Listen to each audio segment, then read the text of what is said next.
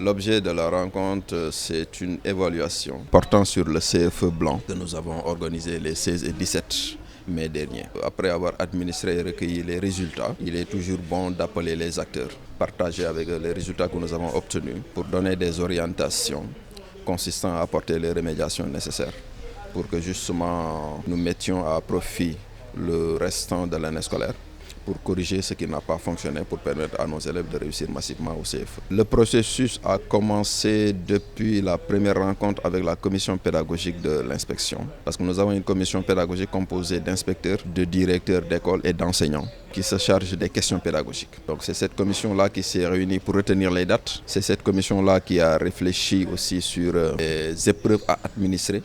C'est cette commission-là qui a fait la validation technique de ces épreuves avant qu'on ne passe au tirage des épreuves, parce qu'on a été victime plusieurs fois de fuites.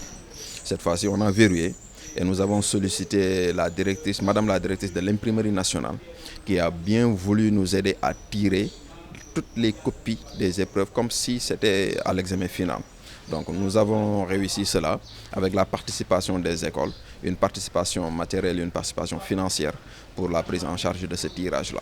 Sous enveloppe des épreuves, nous avons monté des jurys avec des présidents qui sont venus. Nous avons organisé une séance de partage avec ces gens-là. Nous leur avons donné les recommandations nécessaires.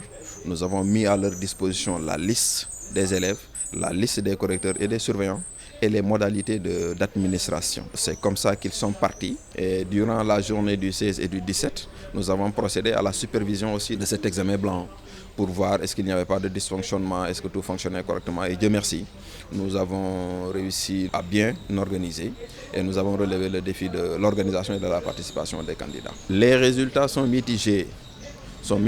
Parce que justement, nous avons obtenu un pourcentage de 30% de taux de réussite, ce qui peut être inquiétant. Mais je me rappelle l'année dernière, on avait fait même, lors du CFE blanc, moins que 30%. Et à l'examen final, on avait gagné plus de 40 points. Donc l'objectif, ce n'était pas que les élèves réussissent en masse, mais c'était justement de les mettre dans des conditions telles que tout le monde sera inquiet.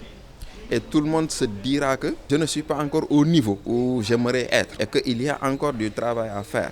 Le dispositif porte sur une remédiation. Donc on a demandé à ce que chaque directeur, avec ses maîtres de CM2, recueille les copies des élèves, les traite, les analyses, pour justement procéder à des remédiations. Des remédiations qui vont porter sur des groupes de besoins. Parce qu'il ne sert à rien, quand on a des difficultés à l'école, de regrouper tous les élèves pour travailler exactement sur la même chose parce que les besoins ne sont pas les mêmes. Dans le traitement, on va s'apercevoir qu'il y a des élèves qui ont des difficultés en langue et communication, d'autres en ESVS, d'autres en mathématiques. Donc ceux qui ont des difficultés en mathématiques, qui sont bien en français, ils n'ont pas besoin d'être renforcés en français. C'est justement la raison pour laquelle le dispositif à mettre en place consiste au niveau de l'école déjà à impliquer tous les enseignants, qu'ils viennent aider le maître de CM2. Mais dans ce travail de remédiation, qu'on s'organise pour avoir des groupes de besoins. Les élèves faibles en mathématiques soient renforcés en mathématiques pour que leur niveau soit rehaussé.